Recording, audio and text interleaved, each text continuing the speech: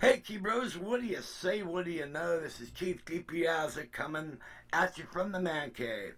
Hey, today's a very special video, and this video is dedicated to all of you because I just found out I officially now have 1,000 subscribers. Wow, what a journey. And you know what? It was not intended this way.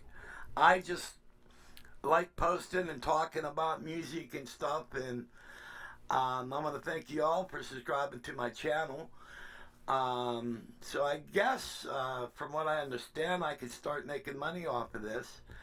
And if I do, I have plans to put it back into the channel, get some more cameras and better editing and much other stuff. And but since today I got 1,000 subscribers, and thanks to you all, I decided to uncover my B3 for y'all. Alright. And let's go meet the girl. Alright. And, well, I gotta get my coffee here a minute. And, I've been spending so much time in my garage, I kind of forgot about all my toys in here. So, but, damn, this is some good coffee. Well, here we got. Let's see, maybe this might be better. Let's see. This is, well, maybe with the light on better. Here we go. I don't know, my camera, I'm getting a lot of glare. Maybe if I move this one light. Yeah, that made it better. This is a 1962 B3. My brother bought this brand new in 1962 from Joseph Horns. Alright. I even got the packing slip for this puppy. And I got a whole shitload of manuals and everything. This is the very first keyboard I ever played. I played this keyboard when I was 6 years old. And then what I have here is I have a customized 145 Leslie. Alright. This has a 300 watt Bogan tube amp in it. Down in the bottom. Maybe I can show you. Let's see if I can do this.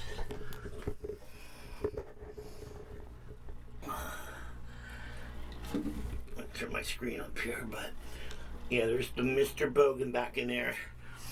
Alright. Your regular Leslie, 60 watts. This one here's 300. Alright.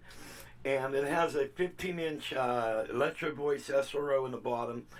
And I kept the original Jensen driver. This is a Blue Label Jensen driver. For the yous that don't know, that's a very coveted driver. I was offered a large sum of money for that, but I'm not selling it. But anyway, then what I do is you got the power amp in there. Then I use a little mixer, and also I have a distortion box hooked up to it that I can use with this puppy. So what I'm going to do is I'm going to put the keyboard on a stand, and then we'll talk about Mr. B3 for you guys and a couple other things. So let me get this thing on a stand here. And wow, 1,000 subscribers. You know, all my videos are basically, you know, I'm retired and everything, and I kicking back and I get bored and I think, maybe I'll make a video. So apparently you guys like what I'm talking about, but you know, and I kind of feel like a dinosaur because, you know, I lived through the evolution of keyboards, and it was an actual evolution because back when I first started playing, all you really had was organ and electric pianos. And so there we go.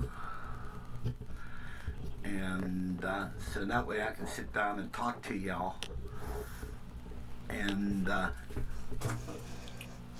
there was a lot.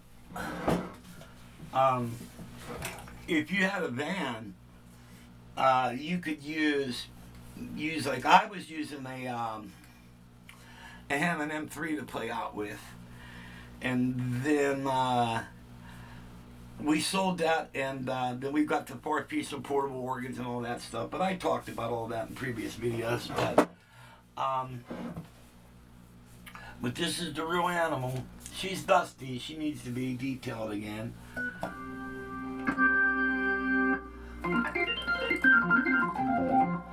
This also has the Fisher reverb built into it. And I think if I do this, you can hear the reverb on it. It's got a wah-wah pedal that works with your knee. It's just got a little rod here. And it's not working today, but I call it my part-time wah-wah pedal because sometimes it works and sometimes it don't. And but basically, the B3 is set up is you got presets here, all right, for the top manual and presets for the bottom manual. Then these two here,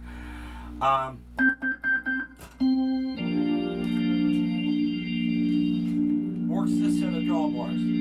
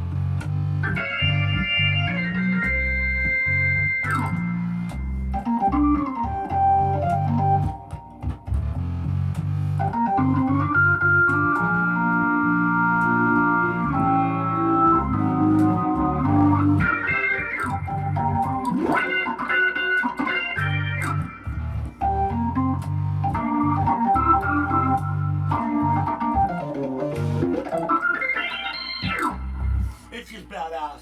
The touch, you can't get this touch on anything.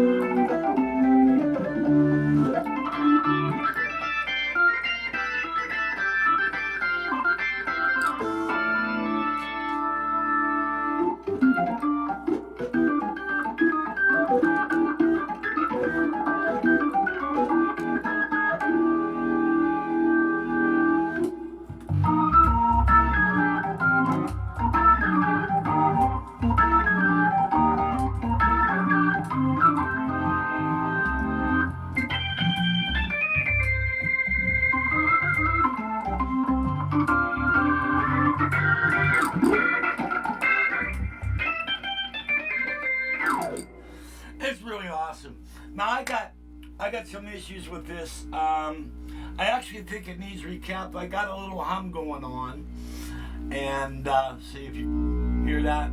If you kick it up, you get a little. I got some humming issues, and it's been about a year since I oiled this. So what I'm gonna do is I'm gonna pull all this out of here. I'm gonna pull the B3 out, and I'm gonna oil it. And I got that, you know the plug, what's that called, an IED or something? It's a type of plug. It's in a lot of keyboards. Power cords. It's usually the same cord that plugs into your computer. I don't see anything near me, but it's your standard plug. It's got a little black thing, and it's got like um, two connectors and another connector, so it's like three, kind of like two eyes and a smiling face. And well, I'm gonna put one of those plugs in there. On the ground, I'm gonna ground the chassis to the tone wheel and also to the Fisher reverb. So that might solve the grounding issue. Because on the B3, you don't have grounds on the B3. You have a power cable, which is only two connectors. All right. So basically, you could use any extension cord to use as a power cord. And what I did was, I took a wire from the chassis and I grounded it onto the outlet. All right, you know the screw that holds on your plastic cover, and so it did calm the ground down a little bit, but I definitely have a grounding problem in here, and also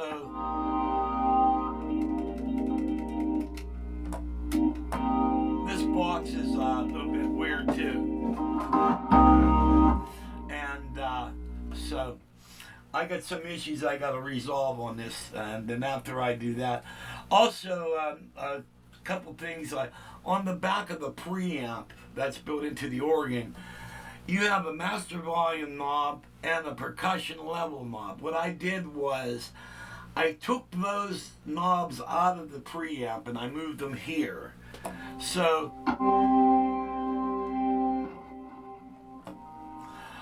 if I want to,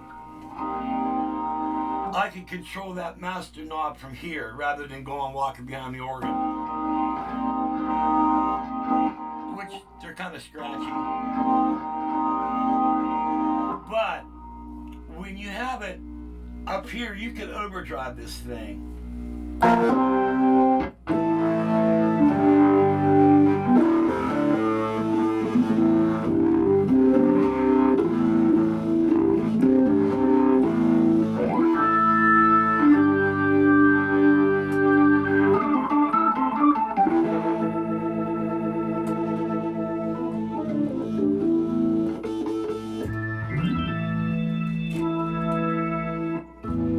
If you want to just get a nastier sound with the overdrive, well,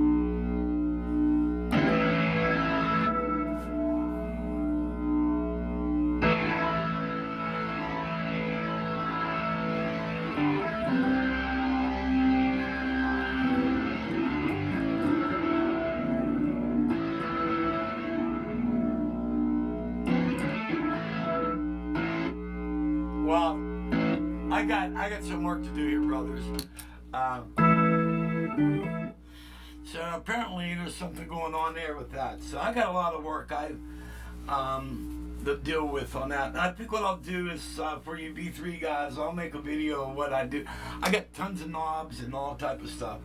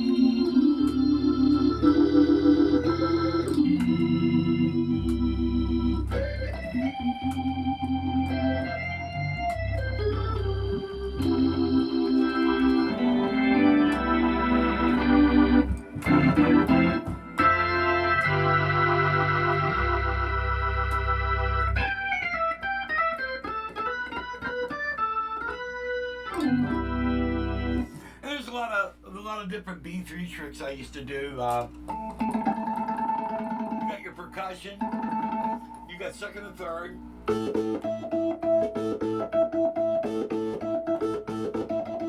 All right, but if you do something like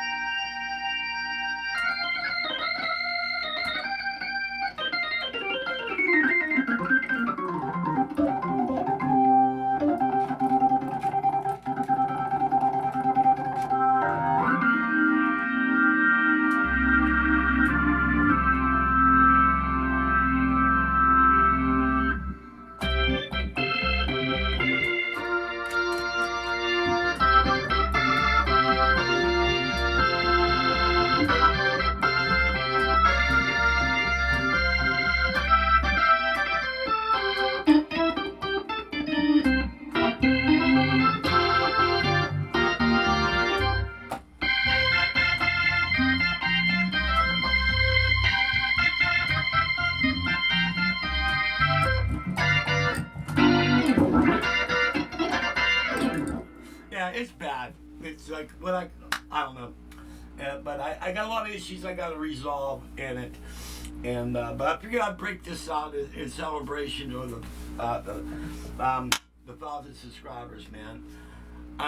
Once again, I want to thank you all, man. This is like fucking awesome, man. But let's kill this. Hey, I was talking to a couple buddies of mine, and we were talking about electric pianos and all type of stuff. Well, back in the day, you had the Wurlitzer and the Rhodes, and then there was a couple other pianos, electric pianos. There was one called the RMI electric piano, and I can't believe actually people carried those. They were about the size of a portable organ, and but they really sounded bad, man. Well, it's kind of like, I would probably say it has kind of like a Doors thing. You know how he kind of used that Gibson organ and he put a couple other sounds that, well, it kind of sounded like an RMI mixed in with organ. And, but then there was that, and then they came off the Univox piano. Then the Hohner had the pianonet, which is kind of like a piano version of a clavinet, if you can picture that. And all this stuff were noisy, but you know, we were talking, and like, you know, I was asked, which do I like better, like the Rhodes or a Wurlitzer? And like, you know, that's a hard decision to make. Like, you know, like if you're going to do like jazz fusion and stuff like that, hands down the Rhodes would have it. But if you're going to do like rock and stuff like that, the Wurlitzer got it. Now, but one of the other problems is, now, if you have a Rhodes and you're taking out on, you know, out on the road and stuff, a Rhodes, if you break a time, and basically what a time is, it's like a little, well, say if you take your, here we go. Wow, this is really thick, but a regular ink pen, apart, you know, it's about the size of the, or like the size of the lead inside of a pencil, and it's a like a stainless steel bar, and it has a spring wrapped around it. All right, and you move this string front to back, and when you move it back, it raises the pitch, and you move it this way towards this way, it will lower the pitch. All right. The further to the, like this is your mount, all right, so it'd be like this, all right, I believe, no, maybe it's that way, but the further to the end is the lower the sound, and the closer up here is higher, and it's got the little spring on it, and like, so if you would break a time, you could actually change out a time during your break. So if you take a break during your set, and I think I probably changed out of the time in maybe about 10 minutes. Because I had it done, and I had all my tools and everything with me. And now, Wurlitzer, what they have is they have a metal reed with, at the end of the reed, they have lead that's soldered onto it. All right. Now, in order to tune that reed, you have to file that down. If I because I never changed out a reed in Wurlitzer. I always had Mr. Ayers music store. He always did them for me. But if you break a reed on while you're on the road, I think you're pretty much you're gonna have to play without that note until you get back to a music store. But the roads would be more roadworthy back then. All right, nobody's using this stuff now, so and I can see why. Like I got my Studio Logic keyboard, and I got my Rhodes and my Wurlitzer samples. They're pretty much dead on. So, but then we were talking about grand pianos, and while there's the Yamaha CP70, CP80, then there was a custom, there was a Helping Steel. These are all versions of the electric pianos, mechanical versions, and that we used to carry around, and probably about the same weight as a small Hammond organ, and but I had something during this early 80s that was killer. And it came from a college. What they were learning pianos. And these were made by Baldwin. And it became known as the Baldwin Electric Grand. But what it was a small spinet, like an upright, but it was like really small. And it probably weighed about probably about 200 pounds maybe. And I had Hammond dollies on that thing. And this thing sounded great. You had volume, you had tone control, you even had, I think, vibrato or tremolo on it. Why would you use that on grand piano? But that was my favorite grand piano that I used. Then they came out with the Mirage sampler, and then I started using that for piano. Then they came out with modules, and but the that was like pretty cool time back then when we had all that stuff. But being a keyboard during like the 70s and 80s, you had to have a good back, because everything was so much heavier. And, because we didn't have powered speakers, so you had to have you had to have your speaker cabinet. Then you had to carry a heavy power around. And your mixers weren't exactly light either, and and there was a lot of crazy times with pianos and stuff. But I know a couple of friends of mine, they just picked up a Rhodes, and you know what? I seen that England has bought the name Rhodes, and they're selling their Rhodes for like $15,000. Like, are you serious? And you could buy a vintage vibe. You could get one for probably like $5,000, $6,000. But really, I mean, if you go to a thrift store or somewhere, you could probably find the Rhodes, probably $200-$300. And if you have a chance to pick up a Rhodes, if you happen to see one selling that cheap, buy it. Even though you have no intentions of using it or whatever, buy it. And if you want to recondition it, some people love the patina on them or whatever. You can even do that. But you could actually pick it up that cheap, then resell it in the market where they're, you could probably take a 73 Rhodes and sell it for a couple $1,000s. You know what I mean? So, I mean, it'd be worth your while just to do that. Unless you have a man cave. You know what I mean? I know my brother Don, who gave me this B3, wants to give me his Rhodes, but I really don't have a lot of room for it. And I mean, I've already made room for a lot of stuff, and there's only so much stuff I can get in here.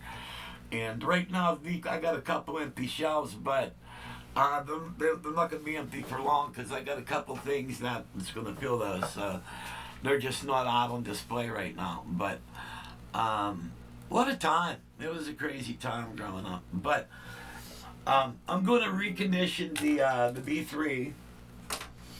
And once I get it where I can get a decent sound without a lot of hum, because we get that hum, it's kind of annoying. I guess when I'm playing it, you don't hear it too bad.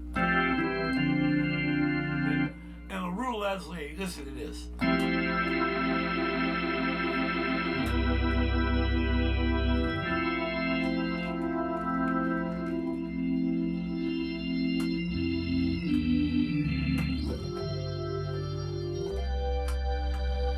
I mean, that's sweet.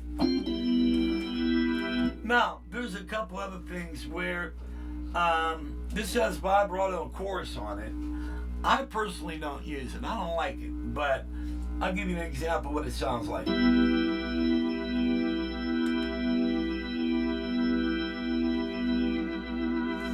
That's vibrato too.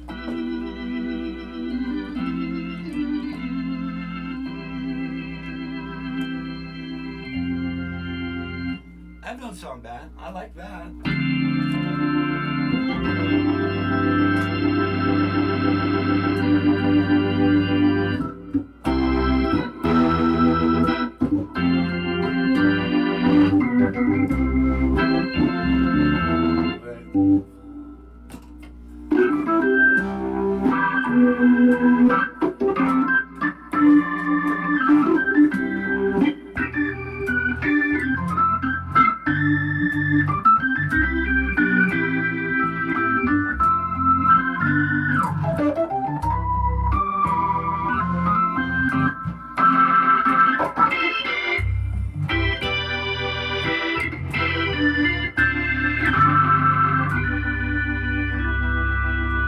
I mean, this thing's just, it's just,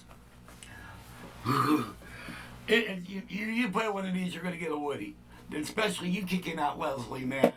My mamma mia. It's a bellissimo. But, hey, I'm going to let you guys go because I'm just ranting on. But, once again, thank you for your subscriptions. If there's anything you want me to do, I'll make a video on, or any questions you want, let me know. Whatever. I aim to please, man.